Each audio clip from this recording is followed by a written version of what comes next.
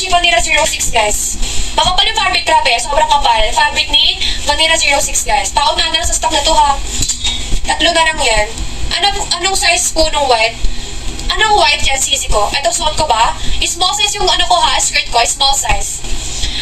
Kay Madam Cutie Nims, meron po ay skirt, silk skirt na ba? Madam, ang ano natin, ang mga long skirt natin is knitted siya. Okay? Yung ating mga long skirt is knitted, so wala po tayong silk. Pero pwede kitang recommend ng sisi ko ng skirt namin ng medyo flowy kung bet mo.